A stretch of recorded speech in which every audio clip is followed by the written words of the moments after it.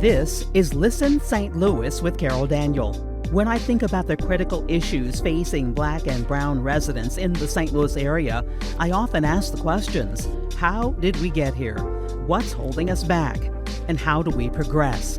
At 9 PBS, we want to deepen our understanding and change the narrative. Join me as I look for answers and discover solutions on today's podcast.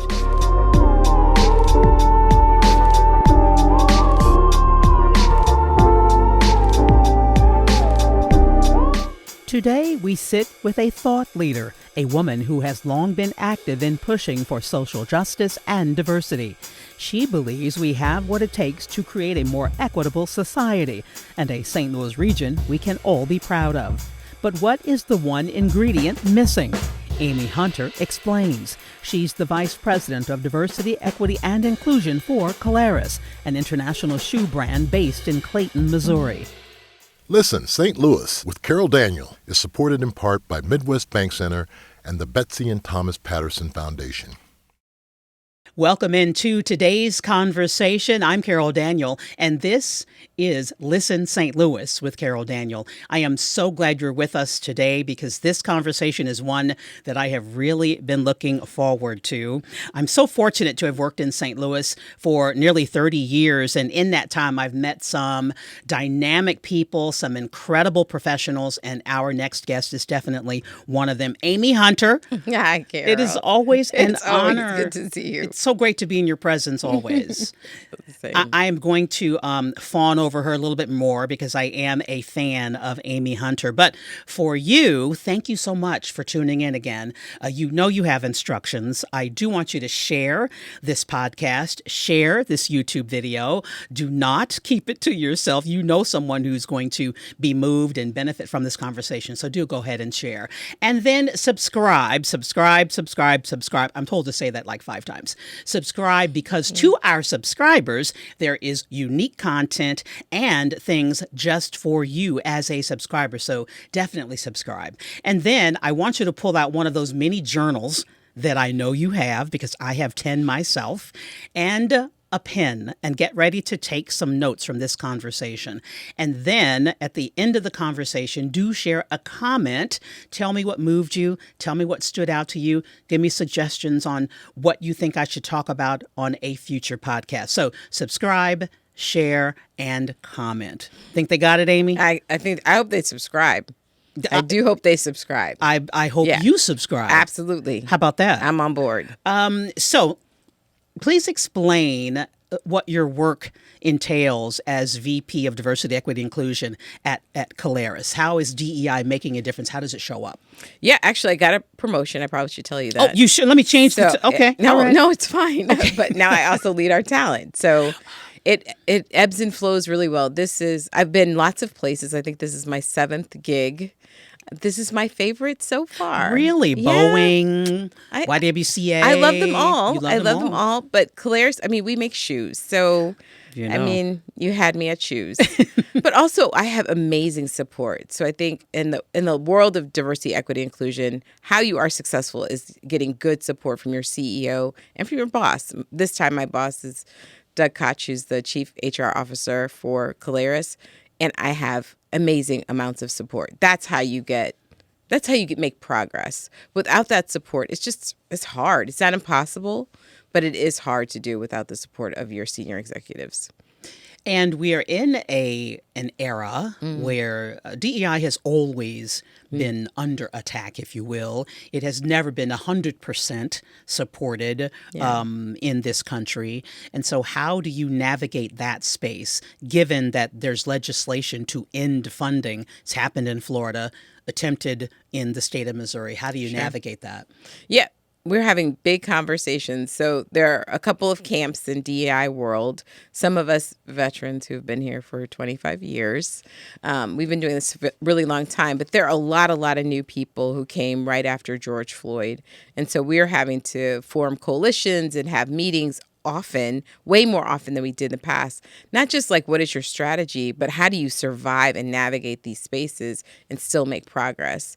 So, for example, when I came to Caleres, I came right after George Floyd, really in response to that. I'm the first diversity person they've ever had.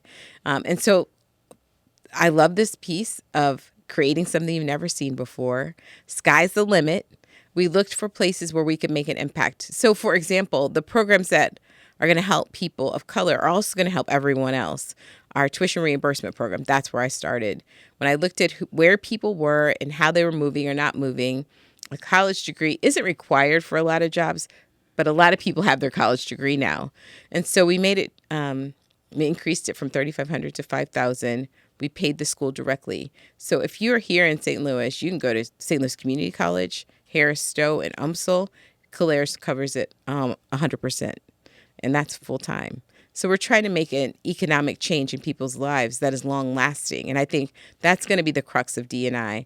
Not the short wins, sometimes food and festivals, sometimes work for a little bit, but really the long wins, like where are we positioning people? How do we get them to move in their careers so that this happens much more naturally? And what do you say, Amy, to those who feel there are a lot of degrees out there, people have a lot of degrees, that people can progress? They do not need the help of a diversity, equity, and inclusion officer or a program. Gosh, I wish that were true, except where our numbers bear out nationwide is that people of color are at the bottom of those. So even companies that have good diversity, if we pull back the onion layers a bit, when we ask who are their senior executives, who are their vice presidents, who are their directors, who are the people making the most money in their organization, often they're not the people of color. And so when we talk about true equity, we're talking about equity at every level. Not just we have some people, but we have some people at every single level. And no, a degree isn't required for many of those jobs. And many of my white counterparts don't have degrees, and they're still in those roles. That's just not always true for us. And so it isn't about like, how can I make the world fair? It is about how can I really navigate this space in a way that is useful and helpful. And so providing tuition, for example, without a cost to the associate is one of those ways to navigate that space. One of the reasons that I wanted to create this podcast and that 9PBS wanted to create this podcast is to answer the question, how did we get here? And when I was researching you, and we're friends and we've known each other for a very long time, and she gives the great best hugs, by the way, and I think I do too, so it's a fantastic hug when we see one another.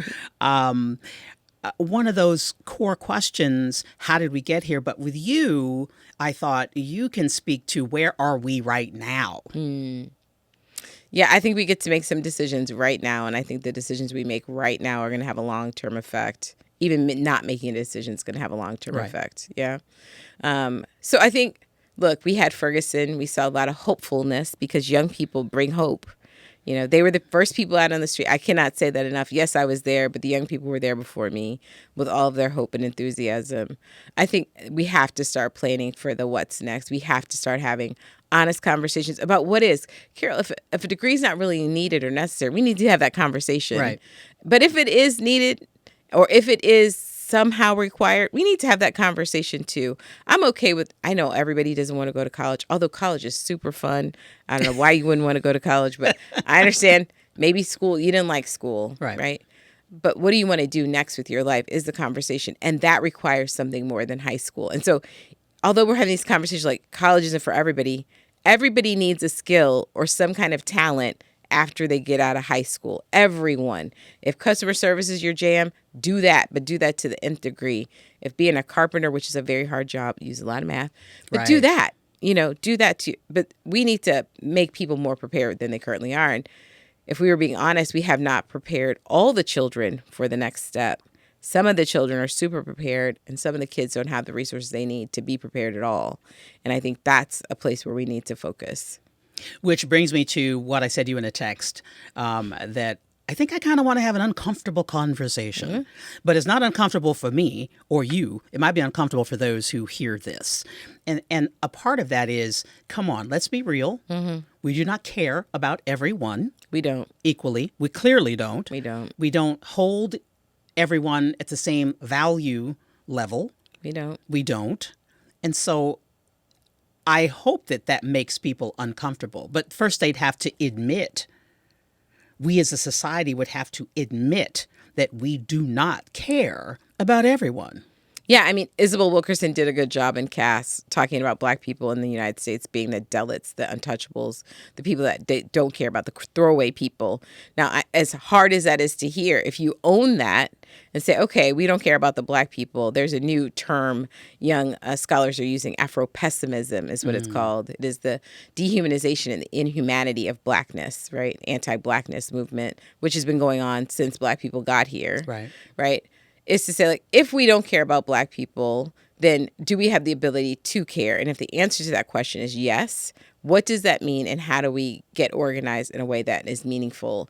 Like, I can't imagine the kids in Clayton or Ladue having the same educational system as we have in St. Louis Public.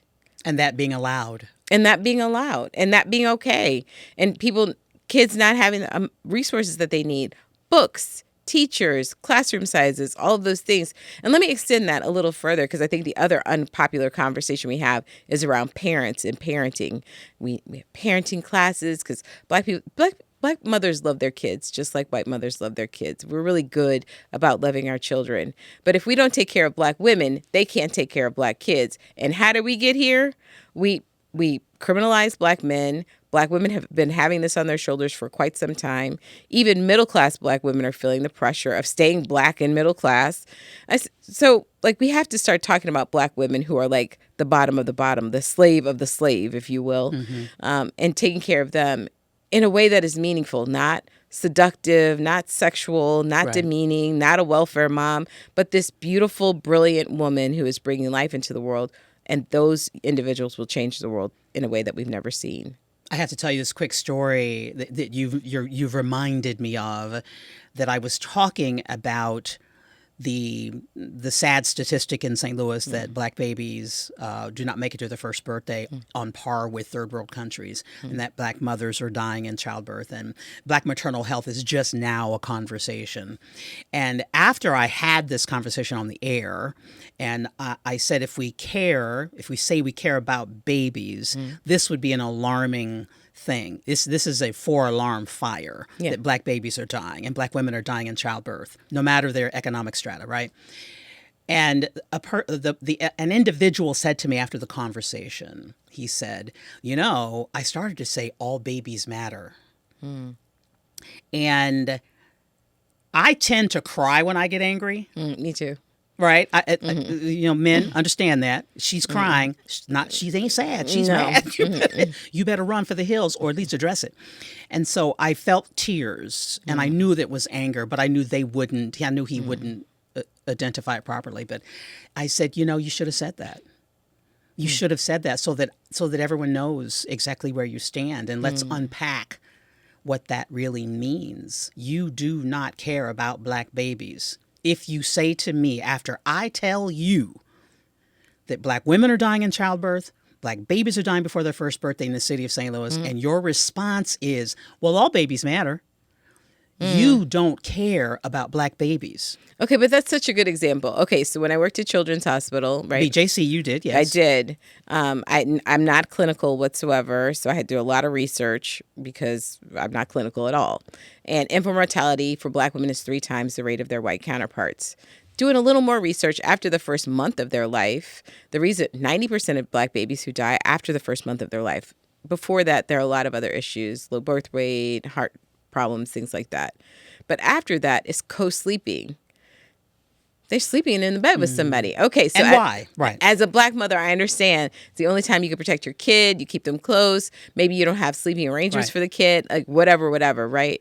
But Children's Hospital used the money from their foundation. So their foundation bought pack and plays. And then they gave the pack and plays with a lot of education, a lot of conversation with, and let me be clear, education to Black mothers, because we don't know that that's why babies are dying. Not because Black mothers are not smart, right, or they don't care, or they're neglectful, but because this is a solvable problem with something as simple as a pack and play at cost was $50. So for $50, St. Louis Children's Hospital figured out how to give these pack and plays away, and they've saved hundreds of lives. They drew a square around the place where we were losing the most babies, and they saw a dramatic decrease of infant mortality. I mean, those are the moments of like, not just state the problem, but like find a solution to the problem, right? If education is a problem at Caleres, we make it free for you to go and get that degree that you've always wanted to have, or your GED if you never finished that. At Children's Hospital, instead of saying like, this is a problem forever, what's the solution to such said problem? If these were white babies, we would figure out a pack and play, we'd give them away. It's Black babies. We can do the same for them. It's putting yourself there and then finding a solution. I mean, that's the fun part of diversity work. First of all, I've never heard fun part and diversity work in the same sentence. Super fun. Yeah, absolutely. You can change a person's life. You can change a company forever. That's dope. That's fun. You use the phrase, and I heard it in your TED Talk from 2015, June 2015, solvable. Yeah. You use that phrase a lot. Yeah, because it is. Right. It all is. If I put white in front of whatever the situation is, people come with all kinds of ways to fix that problem. Fentanyl. Yeah. Oh, look, now I can get that pen in Walgreens, I think, or whatever that. I'm just saying, right? The Narcan. Mm-hmm. So this isn't like we aren't smart enough to solve these problems. It's the who it is that we have to get through. It's the racist ideology that says some people really don't matter or deserve the plight in life that they get. It's that piece. And if we could shift just for a moment to say, hey, if these were white people dying at the same rates, what would we do? We know this. HIV AIDS, similar. White men were dying of HIV AIDS. We figured out a whole bunch of stuff very quickly in order to save their lives. This was a pandemic that killed like a whole generation of folk, right? Now Black people, this is a Black disease now.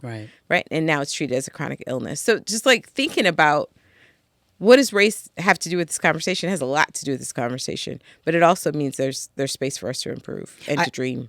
Amy, I read a study, last year that when we describe not just racism or racist ideology, but white privilege, when we say that phrase, that white people shut down. Yeah.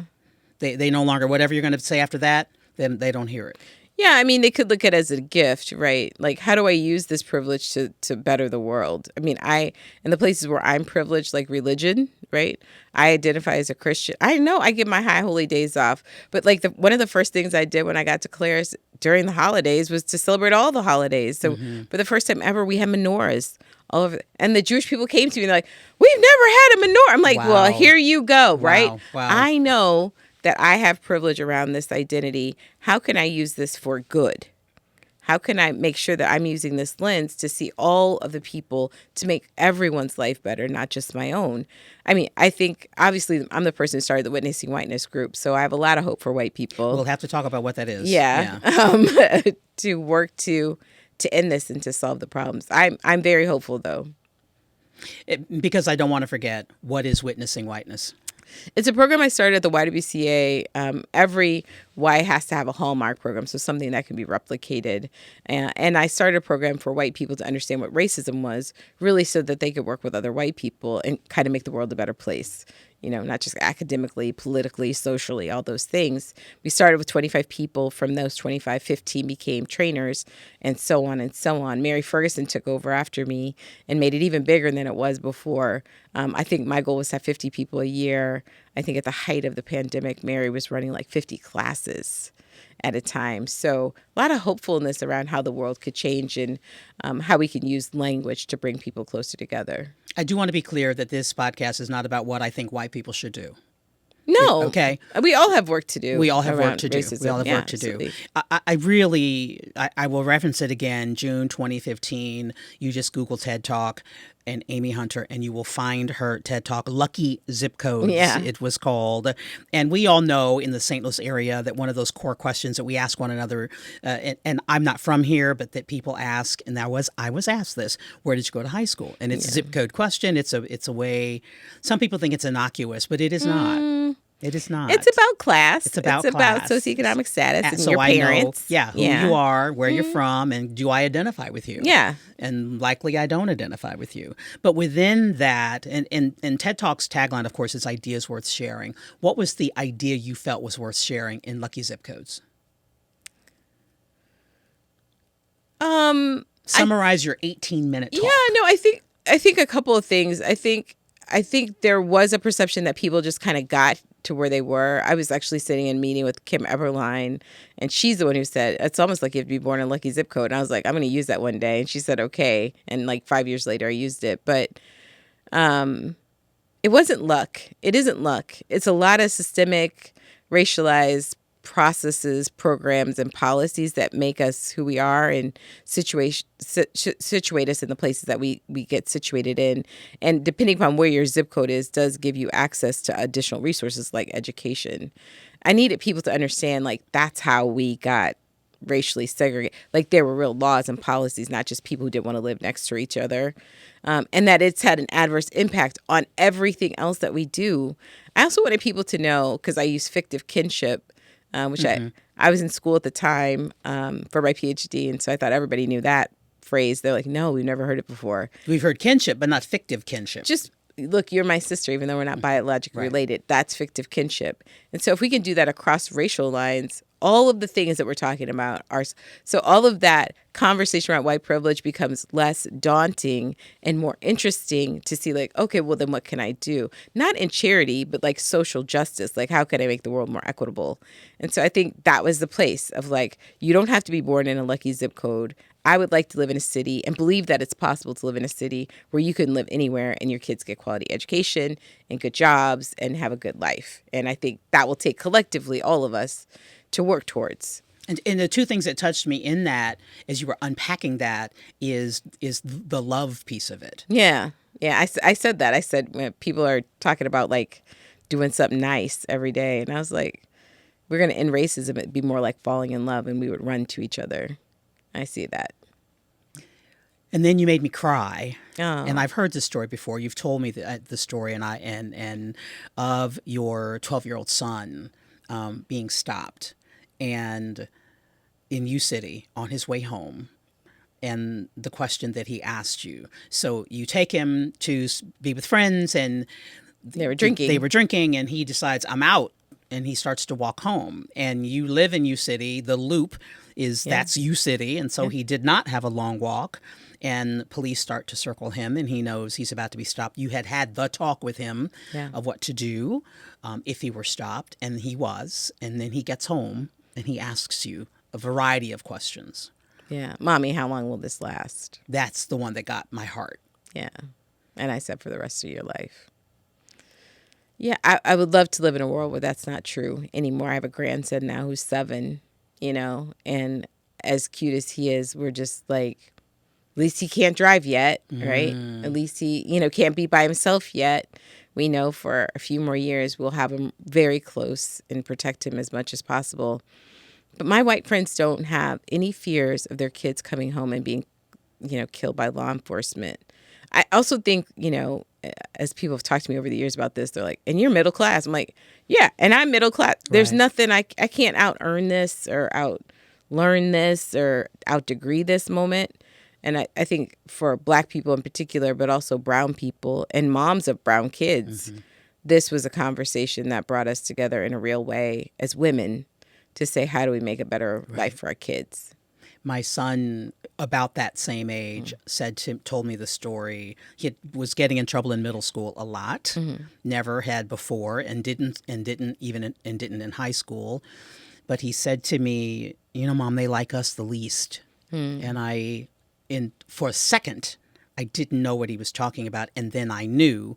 And I asked him, well, what do you mean? Because I wanted more words from him. And he said, well, they like the white girls best, and then the white boys, and then the Black girls. And they like us the least. And I said, honey, who is they? And I knew. And he said, the teachers. And I thought, you're a kid. You're a kid. You're a kid in the school system that I pay, because I am upper middle class, I will say I pay a ton of taxes in a very expensive district. And my son is telling me that the teachers like him the least, and he knows it. Even if it's his perception, it's his reality. Yep. And he started telling me all these other stories of being bullied by white girls, and the teachers would ask for proof. They would ask the class, Did you see it? Did you see it? And when the white girls would say it, he said they would just believe them. And there was a funny part of it. I thought, you should be an attorney, because your observation of these things is deep. So as a child, he's unpacking this.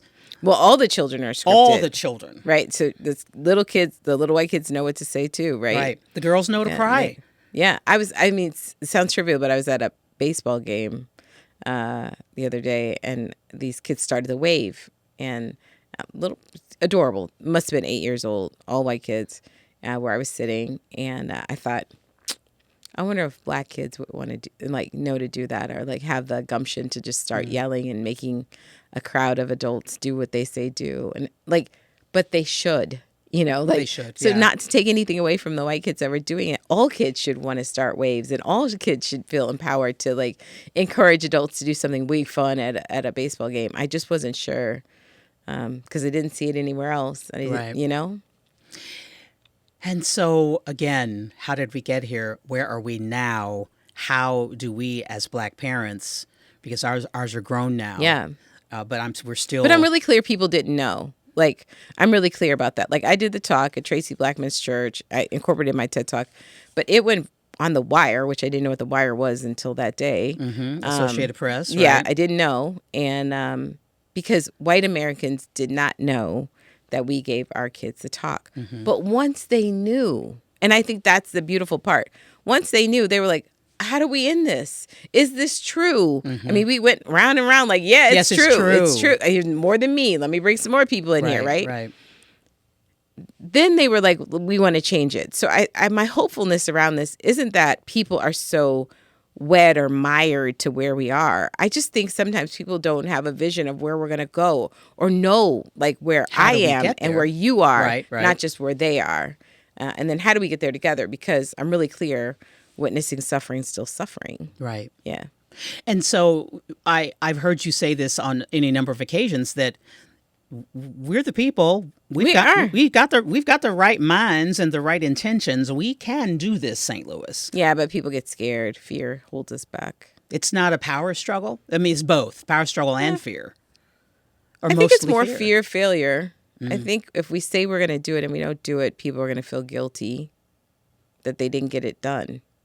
And I'm like, nothing beats a miss but a try, right? My mom used to say all the time, nothing beats a miss but a try. I'd rather try and fail than to have never tried. But this looks, for some people, once they figure this out, it looks so big.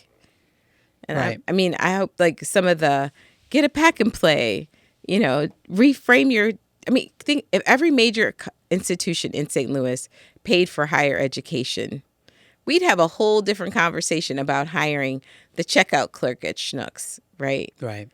The people who work in my call center at Caleres, they can all go. People who work in our famous horse, they can all go. Just every major institution. So if you get out of high school and your parents cannot afford to send you to college, don't worry.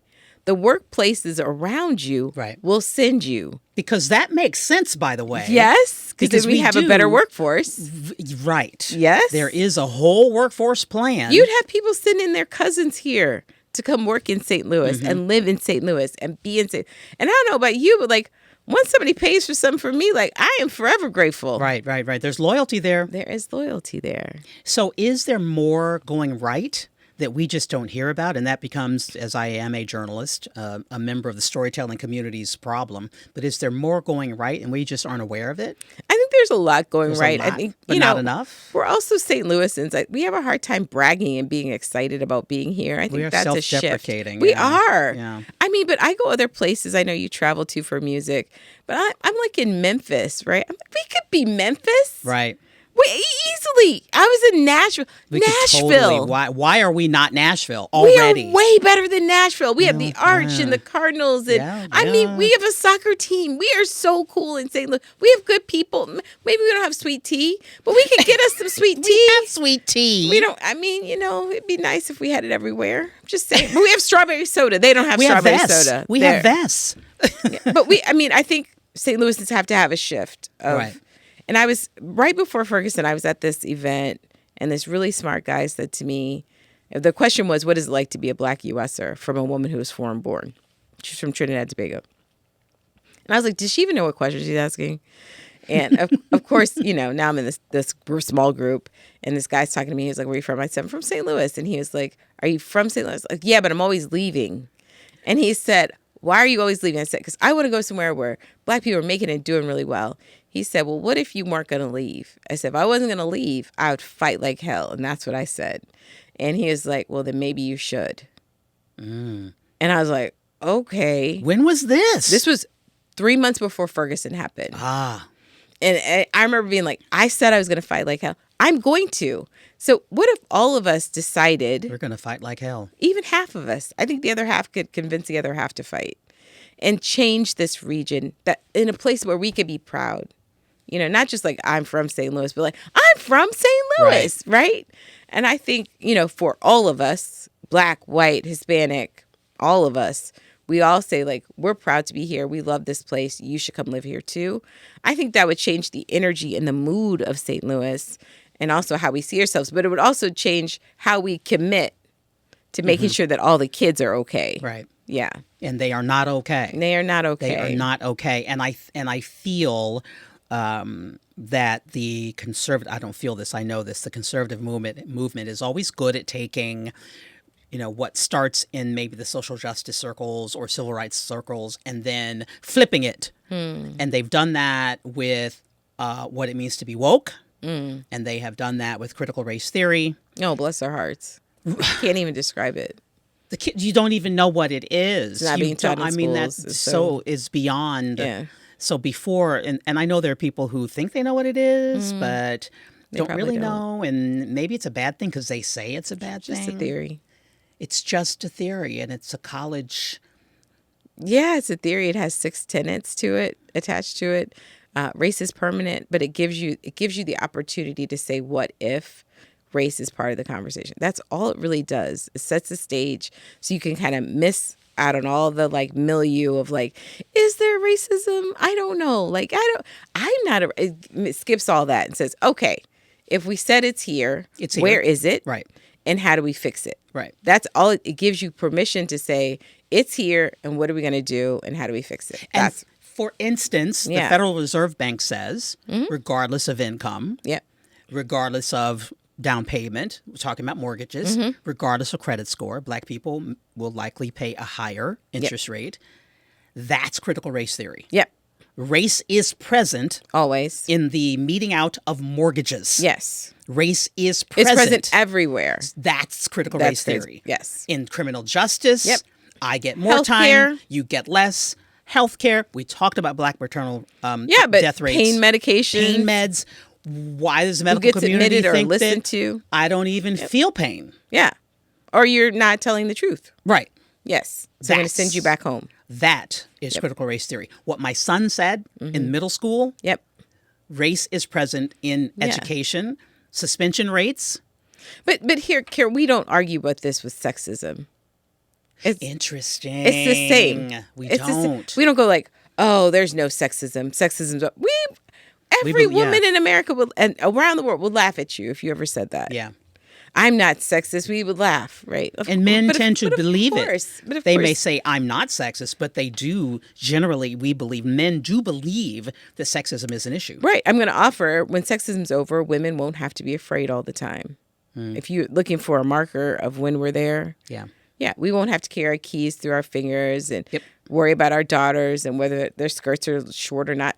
Because sexism will be over and women will be safe. Until that moment, we still have work to do. And you don't have to be sad about it. Just be dedicated to end sexism, which feels like an easier conversation because our socialization, we all have a woman in our life that we like. in love, hopefully your mom, hopefully. But we don't all have people of color in our lives that we love. And so that lived experience is not there. It's missing. I look at wedding photos all the time. And you know what I look for? How diverse is the wedding party? Oh, that's so funny.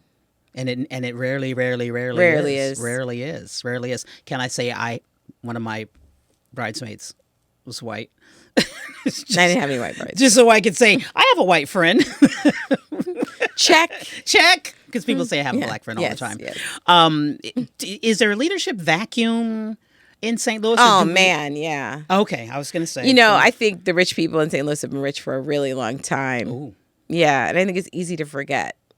Because I don't think that everybody started that way. But, it's easy to forget. Nobody wants to remember the times when you struggled. But, the conversations we're so far apart from the people who are, the richest people to the poorest. They're miles and miles apart. I think there has to be some kind of code switching or translating. And you're talking about in the black community. I mean in both communities, okay. Black and white communities. I think there's just a disconnect. We don't understand. I was talking to somebody the other day and they were talking about somebody not paying their electric bill. And they're very upper middle class. And they're like, people just need to pay their bills. It's like, well, they didn't have enough money. And well, they should budget. I was like, no. Okay. They went to work, but they still didn't make enough money to pay all their bills. And they're like, well, they need to cut something out. I was like, well, as far as I know, there's nothing to cut out. Food? What did you want them to cut out? They literally, but for people who've never struggled in that way, they can't even imagine not making it. My bills are on auto pay. I don't know how much my bills are. Comes out of my check every month, right? Mm-hmm. But I'm not so far removed that I don't remember when I was paying on a bill to keep it on. Right. So the translating has to be there. But we are miles. Even when we look at education, you look at the independent schools versus a public school, they're miles apart from each other. So when you're talking about getting a scholarship to college, when student, city, North County, whatever, has to work, versus somebody who has an own payer, we're miles apart from each other. We're miles apart from each other. And I don't think it's that we don't care, but I do think it's that we don't know. Because we're not close. But if I've challenged, I think there is apathy and I think there is judgment. Yes, but I'm not talking about charity. I'm talking about social justice. Right.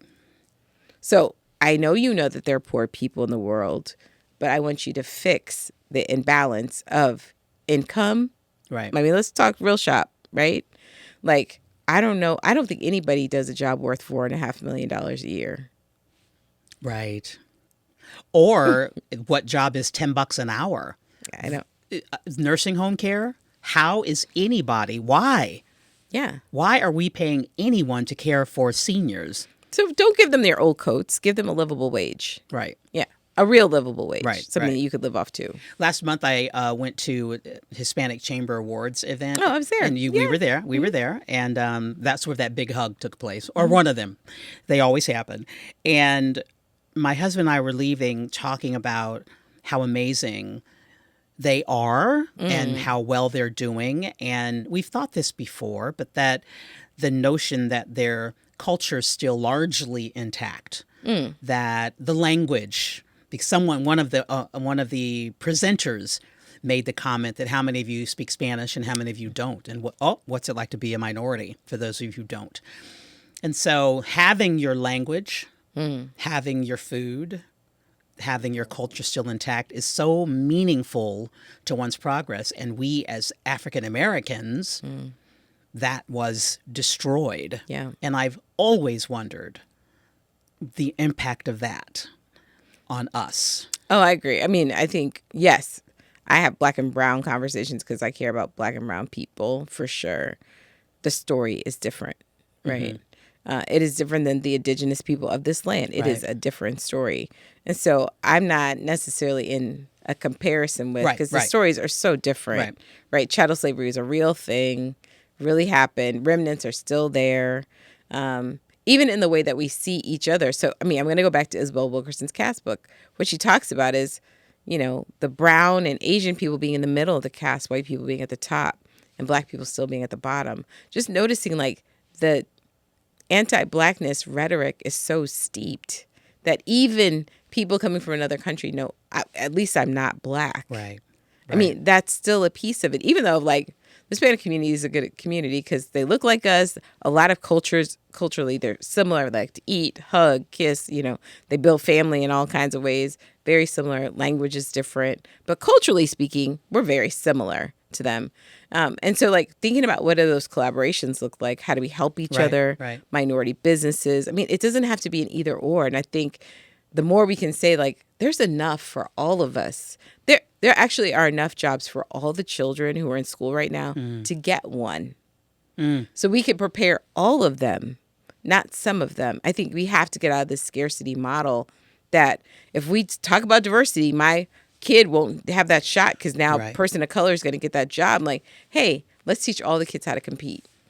Which is, I mean, at the heart of the plenty of jobs. Affirmative action, debate, if you will, and the scarcity model mentality. I remember a woman telling me years and years and years ago when I worked in Cape Girardeau that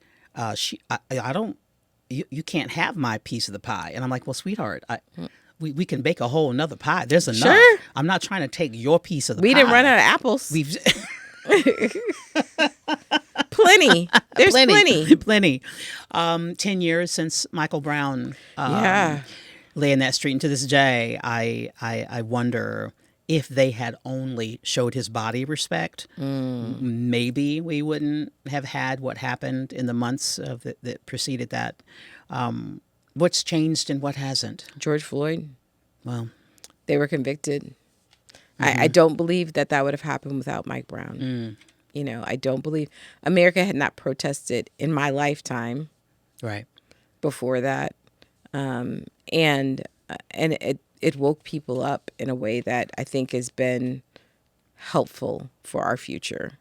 It woke young people up, right? I was going around talking to young people like, oh, that racism stuff. Like, I'm black. All my schools are black. My neighborhood's black. There's no racism. Like, oh my gosh, that was it, right?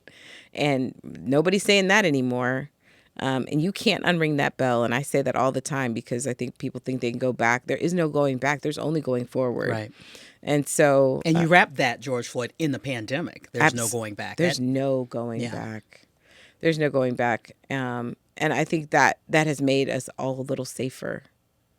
That's joy. Do you sense that if, when Rodney King was beaten, if the powers that be had listened to what mainly black folks were saying about law enforcement and over-policing and brutality, if that had been listened to then and believed, maybe we wouldn't be here now where you have police officers, you have vacancies. And nobody wants to be a police officer any longer. I think it's bigger than that. I think the police were corrupt. Everybody knew the police were corrupt. LAPD had to do a lot of work, still has to do a lot of work. It was on film. Nobody was surprised. And nobody was surprised he didn't get convicted. Our surprise was with Trayvon Martin because he was not law enforcement. Right. And I remember saying like, all hell's about to break loose because when a regular citizen can kill a black person and get away with it, all bets are off. Right. And you saw this seismic shift in how so it wasn't just that moment because we were kind of used to that moment. Not surprised that they didn't get off. But gosh, wouldn't that have been great if we had reformed all police officers then? I don't think we'd be in the place we were with George Floyd and Mike Brown. But we weren't having those conversations. And kind of like in U.S. politics, it happened. A whole new generation of people were born who knew nothing about it. Like, right. Yeah. And so talk about Columbine today. The young people have no idea what I'm talking about. Exactly.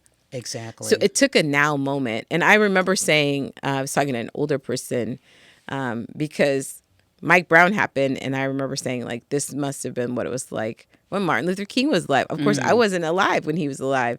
So I had never seen until the election of President Obama a movement, a U.S. movement where things actually changed. That brings so much hopefulness up for people that anything's possible. Like, we got a black president. Like, ending police brutality could also change forever. Like, it was in the works of, like, teachers being excited to see black children in a school. That could change. That is possible. But before all of that, I wasn't sure I believed anything was possible. And so all of those things kind of happening in succession, I think, led up to where we are now. And so I'm more hopeful than not about what's to come. So lastly, and that may be a lie, I'm going to tell you now, because whatever you say to me in response to this, there might be 5 other questions. Okay. What or who is holding us back in the St. Louis region? We're holding ourselves back in the St. Louis region. We have to at some point have, this is like a marriage, you know, and I'm twice divorced, so I'm good on the divorce side. I can get married and I can get divorced.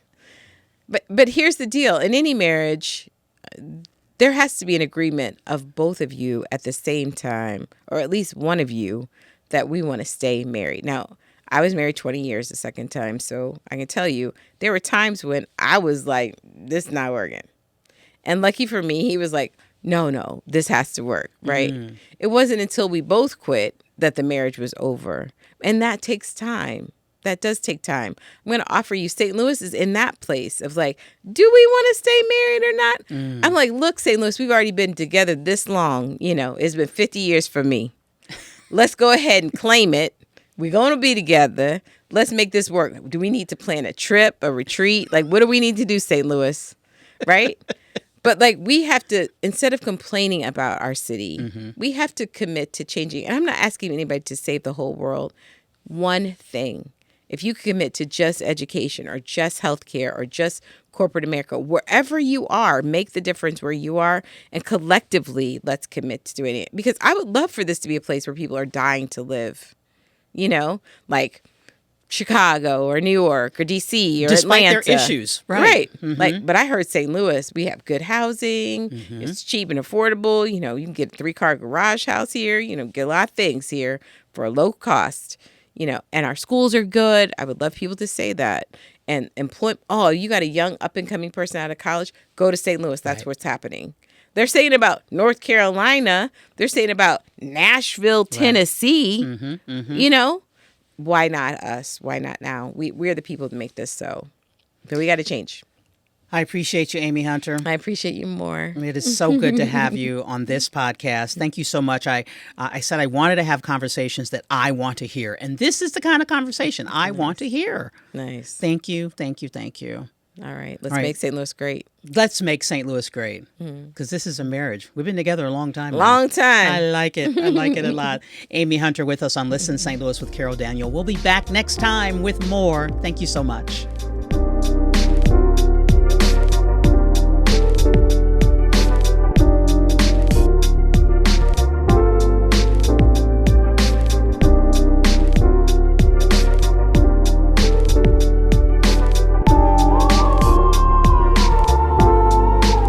Listen, St. Louis with Carol Daniel is supported in part by Midwest Bank Center and the Betsy and Thomas Patterson Foundation.